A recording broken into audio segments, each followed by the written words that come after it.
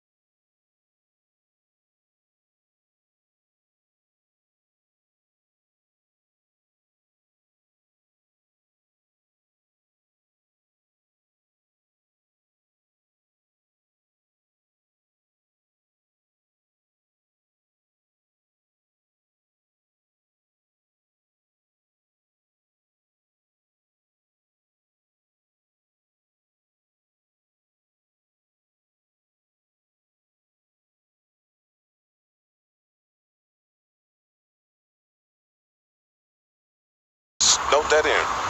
So next thing you know, they was more curious on how me and my wife met.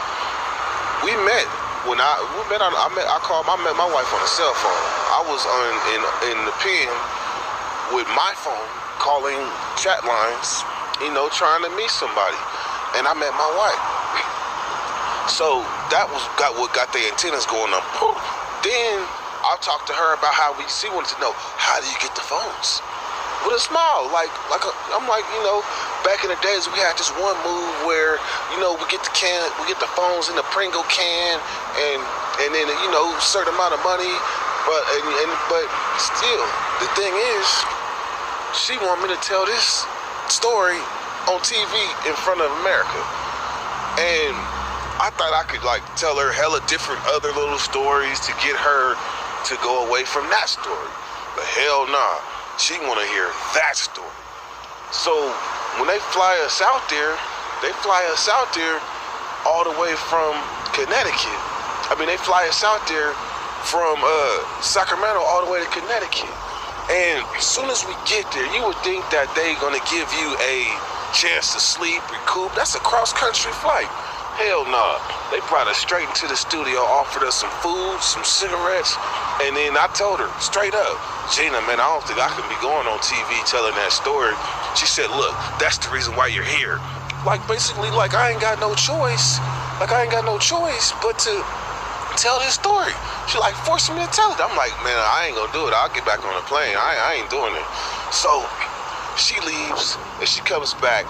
Goes talk to her. She leaves, goes to a producer, come back. She said, all right, what else you got? So I tell her some other stories. She was like, them stories is cool, but I want the Pringle can story. So I'm looking deep down inside myself, I can't do this. I can't go out like this. She's trying to punk me. So next thing you know, that night when we go back to the hotel room, I go get me a blunt, and I think about it, man. I think about it. So I call a loved one that's still inside prison.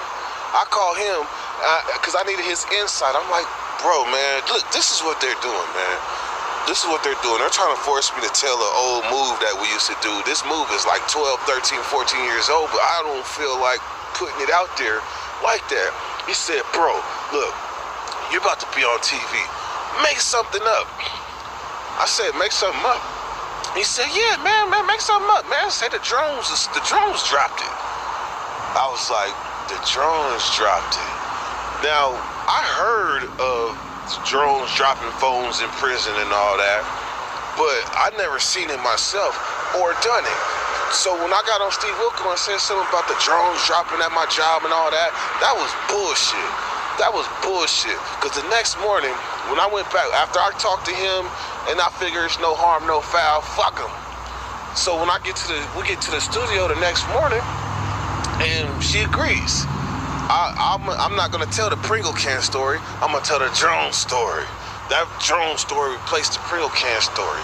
And then on top of that, man, she was giving my wife a hard time because my wife, she ain't an actor like that. She ain't been on TV, neither have I.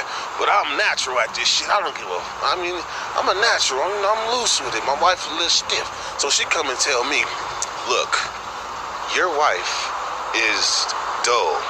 I'm like, my wife is dull. She said the show is on your shoulders. I'm like, damn, that felt like a little pressure right there. So what I'm gonna do?